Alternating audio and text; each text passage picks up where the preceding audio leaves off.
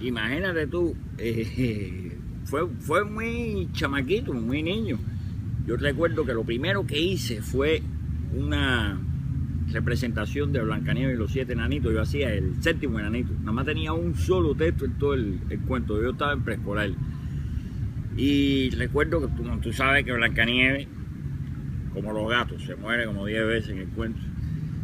Y la última vez de la muerte de esa representación, entraban todos los enanitos. Había uno que decía, ¿qué hacemos?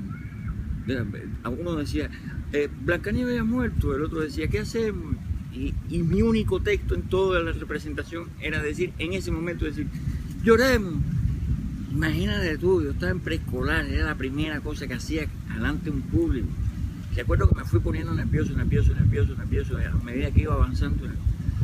Y cuando llega el momento que entra, vemos a Blancanieves tirada en el piso, en la casita, y el primer enanito dice, Blancanieves ha muerto. El otro dijo, ¿qué hacemos? Y yo no pude articular palabras. Y en la medida en que se fue agrandando aquel silencio, los mismos actores, los niños empezaron a mirarme. Luego me empezó a mirar todo el público. Y yo no pude decir nada. Yo lo único que hice fue llorar. No sé qué cara habré puesto. A ver, si así normal soy como soy, me imagino que llorando debo ser mucho peor. Y toda la escuela se rió, estaban los padres, estaban las maestras, estaban los niños, aquello fue un desastre. Ahí empecé a darme cuenta que yo para el drama no tengo. Definitivamente lo mío es el humor. Imagínate tú, la televisión cubana está cada vez más desprovista de lo que hace falta para hacer buenos programas de televisión. O sea, toda esta cosa que hay en el país, de las dificultades financieras, de las necesidades para emprender proyectos, en la televisión son cruciales porque se necesita escenografía, se necesita pintura. La televisión es un medio caro y pues, ustedes conocen que no existe la patrocinación en la televisión, que es la que en última instancia la que paga el alto costo que tiene la televisión. De esa manera nosotros hemos ido cayendo en un deterioro, y ese deterioro por supuesto también involucra las relaciones de las distintas profesiones, y hacer televisión se hace súper, pero súper complicado, y te da una cantidad de papeletas para que quede mal el trabajo finalmente, que no me animo con la obra que ya tengo hecha a arriesgarme a hacer televisión en estos momentos. Entonces he decidido hacer teatro. Monto más o menos una vez al año un espectáculo teatral, lo estreno en La Habana, le hago gira por Cuba y finalmente lo llevo al extranjero si algún productor está interesado en llevarlo a algún país. Y de esta manera voy cumpliendo periódicamente una especie de retos que me voy poniendo. De esa manera el público, o sea, no me alejo del público y me mantengo cultivando, realizando humor, que es en última instancia para lo que me trajeron a este mundo, ¿no?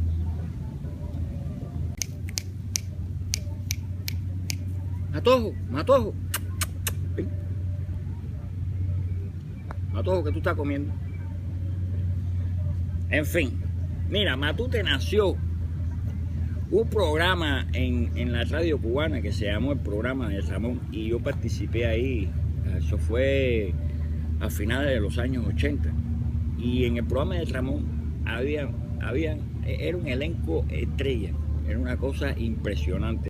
Tanto desde el punto de vista creativo como desde el punto de vista de realización. Aquello era formidable, increíble, había una cantidad de talento. Y entonces en ese programa habíamos, no recuerdo si 2 o 3 actores, y en esos actores los guionistas ponían una pila de personajes y las voces las hacíamos entre los 3 actores. Por lo tanto tuve que hacer, qué sé yo, de todo, chino, mexicano, de todo. Y así fue como nació Matute, y los otros personajes que luego yo puse en el programa es decir, en Sabadazo, que lo único que hice fue vestirlos y ponerlos a caminar, pero ya habían nacido de antes en el programa de Ramón. Así fue que nació no solo Matute, así nació Teo Manguera, así nació el Chino, así nacieron todos los personajes que la gente conoció en El Sabadazo. Súper contento, el público de Miami es cubano, al final de los finales, y me han recibido con un cariño muy grande. También hay que recordar la única diferencia que existe, que es un poquito imperceptible para los demás, pero que yo me doy cuenta, es que hay una gran cantidad de público que llegó a Miami justo después de la gran ola, la última gran ola de migración que sucedió en los años finales de los 80 con los balseros.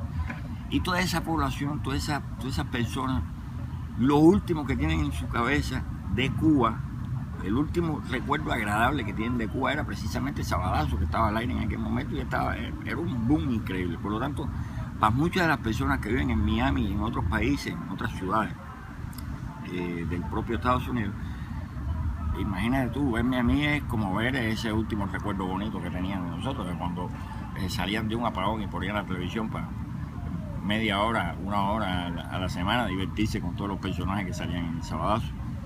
Yo me siento súper contento y espero que seguir esforzándome y seguir trabajando muchísimo para que la gente, no solo de Miami, de Nueva York, de New Jersey, de San Francisco, de Los Ángeles, de Tampa, de Naples, de todos los lugares, de Madrid, de París, de donde quieran verme, que ellos sientan que yo me sigo esforzando, que yo me sigo superando y que no me he plantado en una memoria o en una cosa que ya hice. Yo prefiero seguir trabajando y seguir esforzándome. Ojalá que eso a ellos les llegue y yo me sentiría dichoso de que así fuera. Mi comida favorita, ya te lo dije a un periodista peruano que tiene un programa aquí en Miami. El periodista se llama Jaime Bailey, un gran amigo, y se lo dije, le dije, mi comida favorita es churrasco. Pastrante, sopa de churrasco. Plato fuerte, churrasco. Postre, churrasco en almíbar. Siempre voy a seguir siendo fanático de Industriales. No importa lo que suceda, si pierden, si ganan, si vuelven a perder, si siguen perdiendo, si pierden toda la vida, yo voy a seguir siendo industrialista. Y a lo mejor me hago fanático además de algún otro equipo, no sé. El problema de la censura en los medios masivos de difusión en Cuba es un hábito, y no creo que cambie en 2 días, en un año o en 7. Sigue siendo la misma. Hay una cosa que yo sí quiero dejar muy clara, y es que si hay algo bueno que tiene la censura, si es que tiene algo bueno, es que la censura obliga a encontrar un lenguaje figurativo, un lenguaje figurado, y un lenguaje en que la gente aprende a leer código y aprende a investigar lo que está detrás de lo que uno está diciendo. Y eso, en buena medida, es lo que obliga a hacer arte en el humor. Es que es una cosa que he visto que no sucede en otros países. O sea, la gente amparada en la libertad de expresión pierden el hábito de codificar, de montar en un lenguaje figurado lo que están diciendo. Y a veces, no digo que en todos los casos, pero digo que a veces eso es nefasto. A mí me parece fabuloso el escenario en el que se están propiciando las relaciones Cuba-Estados Unidos. Me encanta que haya una distensión, sobre todo en el tema de la familia cubana, que lo necesita tanto. Para mí es esencial. Para que avance la nación, lo primero que tiene que suceder es que tiene que avanzar la familia cubana y las relaciones entre los propios cubanos. Yo siempre dije que la relación entre los gobiernos de Cuba y Estados Unidos iba a ser nada en comparación con lo complicado que es la relación entre nosotros los cubanos. Y eso, en la medida en que eso vaya caminando, en la medida en que los cubanos mismos vayamos respetándonos unos a otros, reconocernos con nuestras opiniones, con nuestros criterios, con nuestras diferencias, que sepamos convivir con esas cosas. En esa medida es que nosotros vamos a lograr avanzar como nación. Porque si eso no sucede, no podrá avanzarse, seguiremos en el mismo pantano. En cuanto al humor, a mí me parece súper beneficioso porque humoristas de un lado y humoristas de otro van a poder compararse. El mercado para los humoristas cubanos se abrirá en Estados Unidos, pero yo pienso que de la misma manera en que eso es muy beneficioso para los humoristas cubanos que viven en Cuba, el tener un país detrás, no solo para los humoristas, sino para todos los artistas, que es lo único que sucede con los artistas cubanos que viven en Estados Unidos y que no tienen un país detrás. Y eso es primordial, porque los artistas puertorriqueños, los artistas mexicanos, los artistas colombianos, todos tienen un país detrás. Los únicos que no tienen un país detrás son los cubanos. A mí me parece que para ellos sería fabuloso tener a su público que los apoye. Por supuesto que Alejandro García Virulo marcó mi forma de hacer humor definitivamente. Nos conocimos en un momento en que yo me estaba graduando en la CUJAE de ingeniero electricista y estábamos empezando a hacer unos festivales humorísticos universitarios, que fueron los primeros festivales nacionales que se hicieron para los estudiantes de las casas de estudio superior. Y era el momento del auge del tipo de humor a los Lelutier y Leo Maslía y todas aquellas grandes figuras vinieron, fueron a Cuba los Lelutier. Virulo estaba en el pináculo de su carrera, había hecho ya los discos geniales de Génesis y toda aquella cosa, y entonces aquello definitivamente marcó mi forma de hacer humor. El teatro, claro que sí, el teatro es la casita donde me siento seguro, donde me siento confiado, donde me siento potente.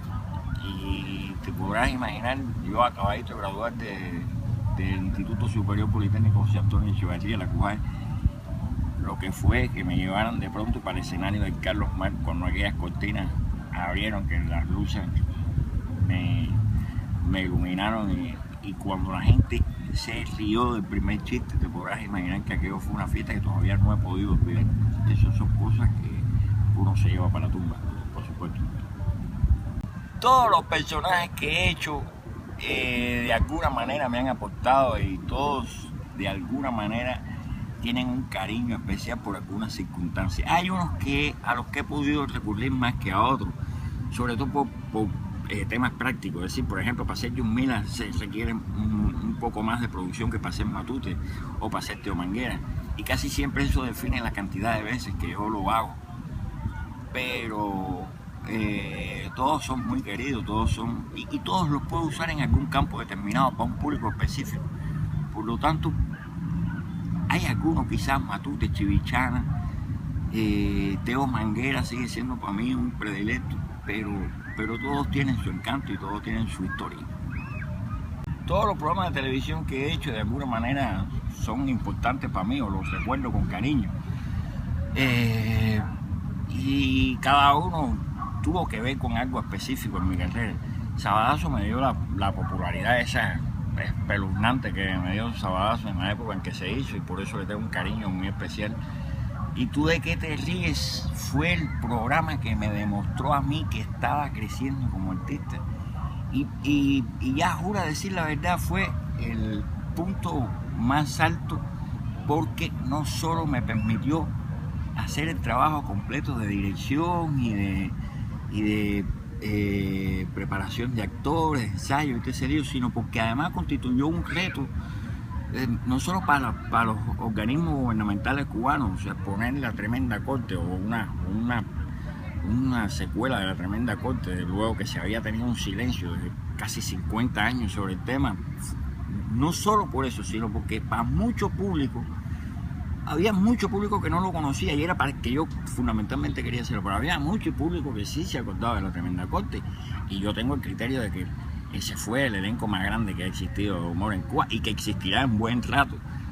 Y entonces para esa gente era como una especie de blasfemia hacer un programa de ese tipo.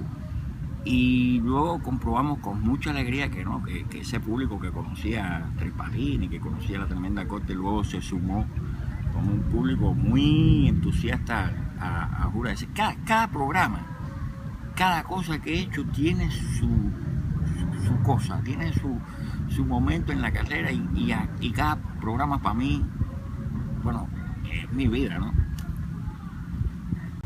Claro que tengo sueños, que tengo cosas en la cabeza por realizar. Un amigo que me apuntaba hace unos días que el creador y presidente de Apple en una conferencia universitaria le dijo a los estudiantes: stay hungry. Esa es la manera de avanzar, o sea, mantente hambriento. Y mantenerme hambriento para mí es seguir teniendo retos, seguir teniendo cosas en la cabeza por las que lograr nuevos objetivos. Eso, por supuesto, ojalá no me falte toda la vida.